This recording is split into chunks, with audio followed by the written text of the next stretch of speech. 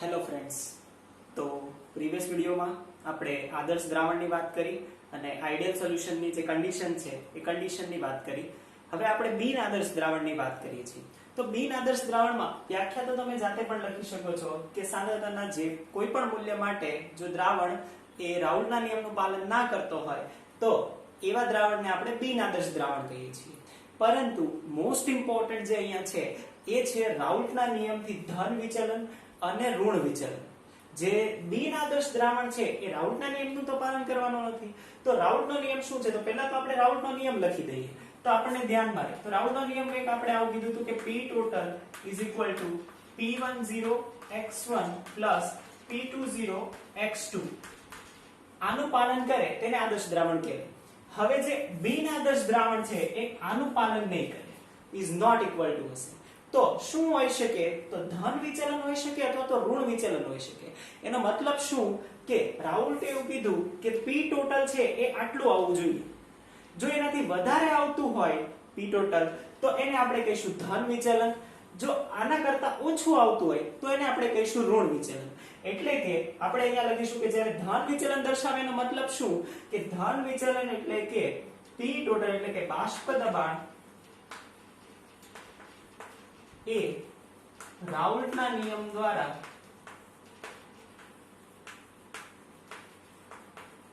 મળતા બાષ્પ દબાણ કરતા કેવું હોય? વધુ હોય. બાષ્પ દબાણ કરતા વધુ હોય. તો એમ લખી શકીએ કે રાઉલ્ટના નિયમથી તો કઈ રીતે મળશે? તો રાઉલ્ટના નિયમ તો આવું કહે છે કે P10 x1 P20 x2 આટલું દબાણ આવવું જોઈએ. પરંતુ ધન વિચલન એટલે શું કે આના કરતા કેવું આવશે? વધારે આવશે. એટલે કે આના કરતા જો વધારે P total આવતું હોય તો આને આપણે કહીશું ધન વિચલન.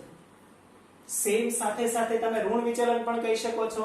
તો ઋણ વિચલન માટે પણ સેમ લખતો નથી પણ આ સૂત્ર લખી દઈએ છીએ કે P total શું થશે કે P total is less than P10 x1 plus P20 x2. P total છે એ અહીંયા લેસ ધેન થવું જોઈએ, અહીંયા ગ્રેટર ધેન થવું જોઈએ. એટલે કે બાષ્પ દબાણ અહીંયા શું થશે? બાષ્પ દબાણ અહીંયા વધે, ઓછું થાય અને અહીંયા શું થશે? વધશે. હવે જો તમને યાદ હોય તો સેમ આવો ગ્રાફ આપણે આદર્શ દ્રાવણ અથવા તો રાઉલ્ટના નિયમમાં આપણે આ ગ્રાફ બનાવેલા. એ સેમ ગ્રાફ મેં પાછા બનાવેલા છે અને એમાં જે લાઈન દર્શાવેલી છે એ તો રાઉલ્ટના નિયમનું પાલન કરતી હતી એ લાઈન છે. તો હવે આપણે કોના માટે દર્શાવવાની છે? હવે આપણે એના માટે દર્શાવવાની છે કે જે શું દર્શાવે છે? બાષ્પ દબાણ રાઉલ્ટના નિયમથી ધન વિચલન અને ઋણ વિચલન દર્શાવે છે. તો એના માટેની આપણે લાઈન્સ દર્શાવવાના છીએ. તો ધન વિચલન એવું કહે છે કે P total કેવું રહેવું જોઈએ? P total એ બીજું આ કોના માટે છે? દ્રાવણ માટે છે. શુદ્ધ પરિસ્થિતિ માટે આ નથી. તો એનો મતલબ કે શુદ્ધ પરિસ્થિતિ એ તો આ રાઉલ્ટના નિયમનું પાલન કરવાનું છે. પરંતુ જ્યારે દ્રાવણની વાત કરીશું ત્યારે આમાં વેરિએશન આવશે અને એ વેરિએશન કઈ રીતે આવશે? તો એ આ રીતે આવશે. એનો મતલબ કે જે આદર્શ દ્રાવણની રેખા હતી એ આદર્શ દ્રાવણની રેખા કરતા બાષ્પ દબાણ કેવું રહે છે? વધારે રહે છે. માત્ર આના માટે નહીં, આપણે બધા માટે દર્શાવી શકીએ કે આ દ્રાવક એક હતું તો દ્રાવક માટે પણ આપણે આ રીતે દર્શાવી શકીએ અને દ્રાવ્ય માટે પણ આ રીતે દર્શાવી શકીએ. થશે? તો આ જે ગ્રાફ છે આ ગ્રાફ શું દર્શાવે છે? આ ગ્રાફ દર્શાવે છે રાઉલ્ટના નિયમથી ધન વિચલન.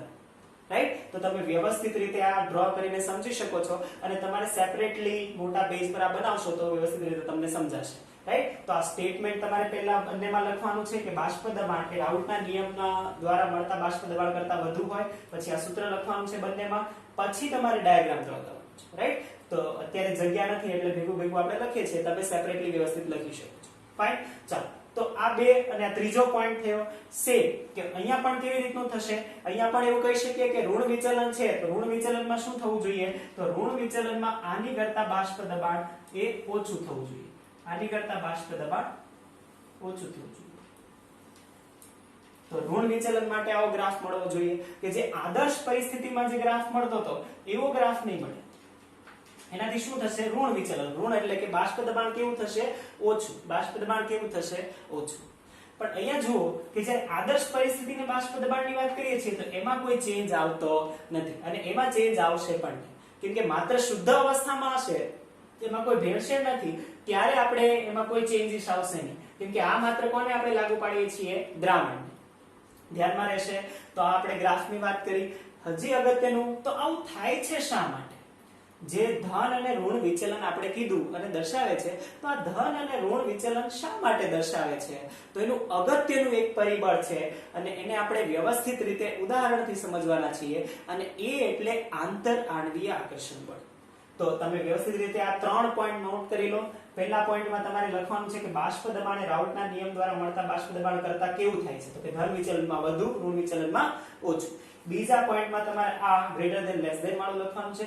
ત્રીજા પોઈન્ટમાં આ ગ્રાફ બનાવવાનો છે, અને ચોથા પોઈન્ટમાં હવે આપણે વાત કરવા જઈ રહ્યા છીએ એ લખવાનું છે, અને એક ઉદાહરણથી સમજાવવાનું છે કે આવું શા માટે થાય છે. દ્રાવણ બન્યું, તો દ્રાવણ બનતી, જો અહીંયા શુદ્ધ પરિસ્થિતિમાં કોઈ ચેન્જ નથી, પરંતુ દ્રાવણ બને ને ત્યારે જ તે ચેન્જ આવે છે, ત્યારે જ તે બિનઆદર્શ થઈ જાય છે. તો આનું કારણ શું છે? તો એ આપણે આંતર આણ્વીય આકર્ષણ બળથી સમજવાના છીએ, અને એ ઉદાહરણ સહિત સમજવાના છીએ. તો ચાલો આપણે આ ઇરેઝ કરીએ છીએ અને વાત કરીએ છીએ આ શા માટે આવી પરિસ્થિતિ દર્શાવે છે.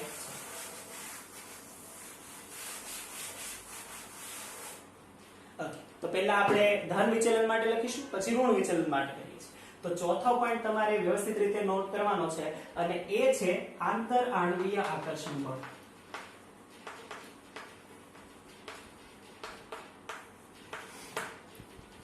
જો તમને આદર્શ દ્રાવણ માટે આંતર આણ્વીય આકર્ષણ બળ યાદ હોય ને, તો મેં તમને ત્યારે કીધું હતું કે જ્યારે દ્રાવક હોય તો દ્રાવક વચ્ચે કયા અણુઓ હોય? દ્રાવક એટલે કે A અને આ આકર્ષણ બળ. દ્રાવ્ય વચ્ચે કયું હોય? તો દ્રાવ્યમાં આપણે એવું કીધું હતું કે દ્રાવ્યમાં B પ્રકારનું આકર્ષણ બળ હોય, અને જ્યારે દ્રાવણ બને તો દ્રાવણમાં કયું હોય? AB પ્રકારનું આકર્ષણ બળ. આવું આપણે આદર્શ દ્રાવણમાં જોયું હતું કે આદર્શ દ્રાવણ બને તો એમાં એવું કીધું હતું કે આની વચ્ચે ઝાઝો તફાવત એટલે કે મેજર ડિફરન્સ હોવો જોઈએ નહીં, ઓલમોસ્ટ સમાન હોવા જોઈએ. પરંતુ હવે તો એ ધન વિચલન દર્શાવે છે, તો આપણે જોઈશું કે ધન વિચલન એટલે કે એટલું યાદ રાખજો કે બાષ્પ દબાણ વધે. બાષ્પ દબાણ શુદ્ધ અવસ્થામાં હતું ત્યારે ન વધ્યું, પણ જેવું કે એ દ્રાવણ બનાવવા બેઠું કે ત્યારે એનું બાષ્પ દબાણ વધી ગયું. એટલે થયું શું હશે? વિચાર કે પહેલા શુદ્ધ અવસ્થામાં હતા ને ત્યારે એટલા અણુઓ સપાટી છોડીને નતા જતા, પરંતુ જેવું આપણે એમાં દ્રાવ્ય પદાર્થ ઉમેર્યો કે એની વચ્ચે આકર્ષણ બળમાં કંઈક ચેન્જ થયો અને વધુ અણુઓ છોડીને જવા માંડ્યા. તો હવે જવાબ આપો કે પહેલા ઓછા અણુ જતા હતા ત્યારે આકર્ષણ બળ કેવું હોય, અને પછી વધુ અણુ જવા માંડ્યા ત્યારે આકર્ષણ બળ કેવું હોય. એટલે કે પહેલાની પરિસ્થિતિ છે આ, અને પછીની પરિસ્થિતિ છે આ, એટલે કે દ્રાવણ. અહીંયા ઓછા અણુઓ સપાટી છોડીને જતા હતા અને અહીંયા વધુ સપાટી છોડીને જાય છે. તો મતલબ શું થયો કે અહીંયા જ્યારે ઓછા અણુઓ જતા હતા તો અહીંયા આકર્ષણ બળ વધુ હતું. આકર્ષણ બળ વધારે હશે. વિચારો કે અહીંયા સપાટી પર જે અણુઓ ગોઠવાયેલા હોય, આ અણુઓને નીચેના અણુઓનું જેટલું વધારે આકર્ષણ બળ હોય એટલું તે એ ઓછા જશે, એટલા જળી શકશે નહીં. તો અહીંયા આકર્ષણ બળ શું હોવું જોઈએ? આકર્ષણ બળ વધુ.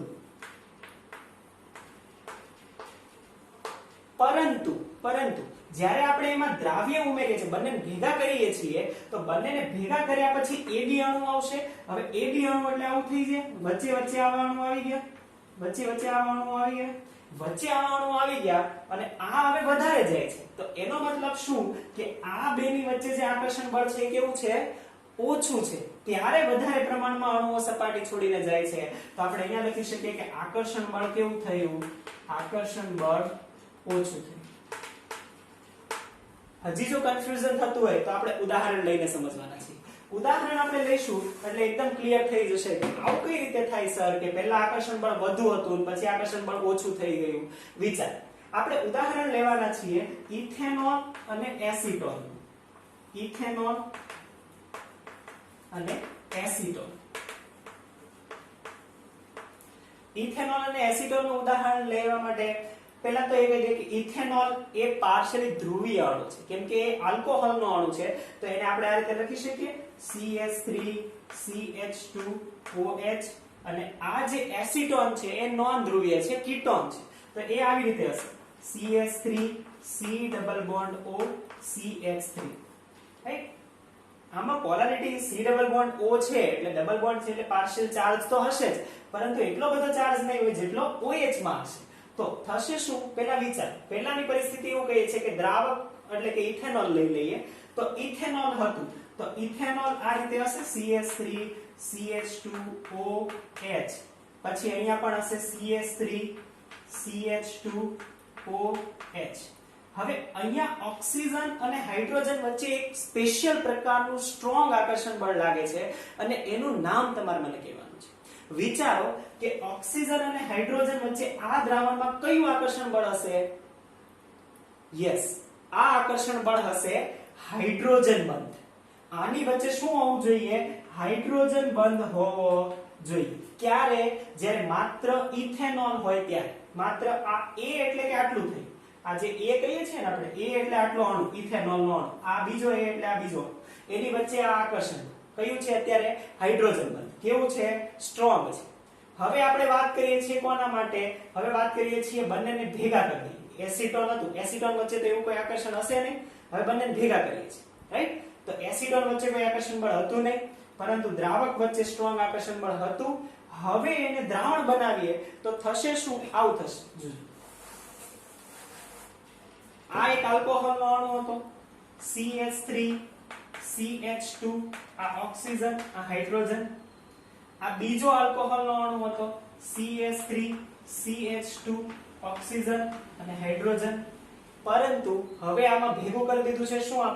હવે આપણે આમાં ભેગું કરી દીધું છે એસિટોન. એસિટોન હશે એટલે વચ્ચે શું આવી જશે? એસિટોન. તો હું અહીંયા લખી દઉં acetone CH3 C double bond O CH3. હવે તમારે મને જવાબ આપવાનો છે કે શું આ ઓક્સિજન અને આ હાઇડ્રોજન વચ્ચે હાઇડ્રોજન બંધ સંભવી શકે? અને સંભવી શકે તો શા માટે? અને સંભવી ના શકે તો શા માટે? ઓબ્વિયસલી આની વચ્ચે હાઇડ્રોજન બંધ સંભવી ના શકે. શા માટે? કેમ કે અહીંયા હાઇડ્રોજન નથી. બીજું, ઓક્સિજન સાથે જોડાયેલો હાઇડ્રોજન હોય ને ત્યારે જ હાઇડ્રોજન બંધ સંભવી શકે. અહીંયા ઓક્સિજન સાથે જોડાયેલો હાઇડ્રોજન નથી, કાર્બન છે. એટલા માટે અહીંયા હાઇડ્રોજન બંધ હશે નહીં. હા, આકર્ષણ બળ હશે થોડાક પ્રકારનું, આકર્ષણ બળ હશે થોડું ઘણું, રાઈટ? અહીંયા પાર્શિયલી પોઝિટિવ ચાર્જ, અહીંયા પાર્શિયલ નેગેટિવ ચાર્જ, પરંતુ હાઇડ્રોજન બંધ જેટલું પાવરફુલ હશે નહીં. તો થયું શું? વિચાર. પહેલા હતું આ, ત્યારે કેવું હતું આકર્ષણ? હાઇડ્રોજન બંધ. હાઇડ્રોજન બંધ કેવો છે? સ્ટ્રોંગ. તો આ હતું સ્ટ્રોંગ, રાઈટ? હવે અહીંયા હાઇડ્રોજન બંધ રહ્યો નહીં. અહીંયા કોઈ વીક પ્રકારનું વાન ડર વાલ્સ કહી શકો છો એવું આકર્ષણ બળ આવ્યું, અને અહીંયા જે બળ બંધ છે એ કેવો થયો? વીક થયો. તો એનો મતલબ કે જ્યારે ઇથેનોલ અને એસિટોન ને મિશ્ર કરવામાં આવે તો ઇથેનોલ વચ્ચે આકર્ષણ બળ કેવું છે? વધુ છે. પરંતુ જેમને એમાં એસિટોન એડ કરવામાં આવે તો આકર્ષણ બળ કેવું થાય છે? ઓછું થાય છે. જો આકર્ષણ બળ ઓછું થાય તો વધારે અણુઓ સપાટી છોડીને જઈ શકે, અને આથી જ્યારે ઇથેનોલ અને એસિટોનને મિક્સ કરવામાં આવે, મિશ્ર કરીને દ્રાવણ બનાવવામાં આવે તો એ રાઉલ્ટના નિયમથી ધન વિચલન દર્શાવે છે.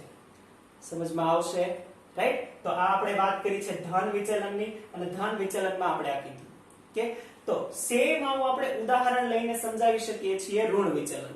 તો હવે આપણે વાત કરીએ છીએ, આ નોટ ડાઉન કરી લો, વ્યવસ્થિત રીતે તમારે લખવાનું છે.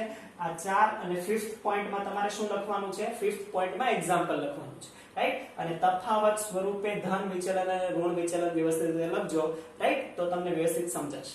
ઓકે, ચાલો. તો ધન વિચલનની જેમ ઋણ વિચલન પણ સમજીએ. તો આઈરેસ કરી દઈએ છીએ.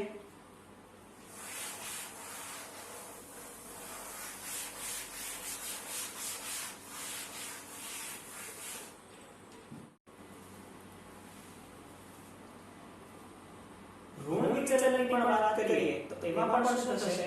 ઋણ વિચલનમાં પણ આંતરાણવીય બળની આપણે વાત કરીએ કે આંતરાણવીય બળ છે, આકર્ષણ બળ એ કઈ રીતે હશે? તો અહીંયા જે દ્રાવક હશે તો ત્યારે એની વચ્ચે A પ્રકારનું આકર્ષણ બળ, દ્રાવ્ય હશે તો એની વચ્ચે B પ્રકારનું આકર્ષણ બળ, અને જે એક દ્રાવણ બનાવશે તો એ દ્રાવણ કઈ રીતનું બનશે? એ દ્રાવણ બનશે AB પ્રકારનું આકર્ષણ બળ.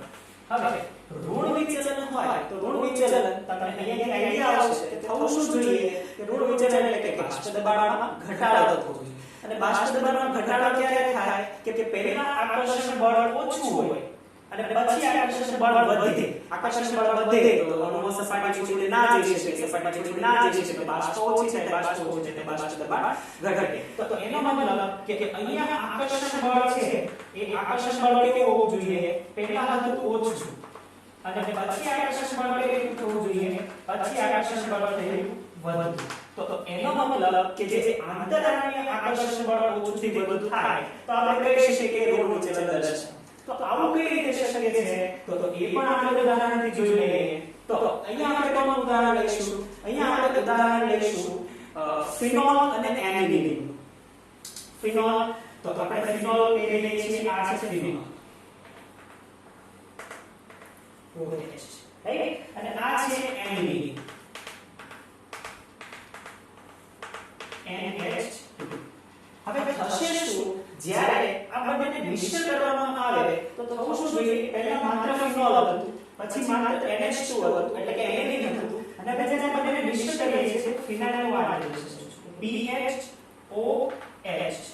અને આની સાથે જે NH2 છે એટલે કે એમિલિન છે એને આપણે આ રીતે દર્શાવીએ છીએ. આ છે ફિનાઇલ અને આ છે NH2.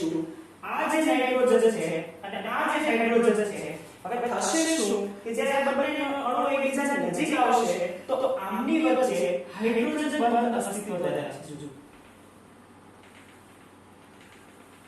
કેમ? કેમ કે આપણને ખબર છે કે નાઇટ્રોજન, ઓક્સિજન કે ફ્લોરિન આની સાથે જો જોડાયેલો હાઇડ્રોજન હોય તો એમના અણુઓ વચ્ચે શું અસ્તિત્વ ધરાવે? હાઇડ્રોજન બંધ. અહીંયા પણ હાઇડ્રોજન બંધ હશે, નો ડાઉટ. પહેલા જે ફિનોલ હતો એટલો હાઇડ્રોજન બંધ હશે, અહીંયા પણ હશે, પરંતુ અહીંયા એક જ ફિનોલમાં હશે કે એક જ હાઇડ્રોજન બંધ ધરાવે છે.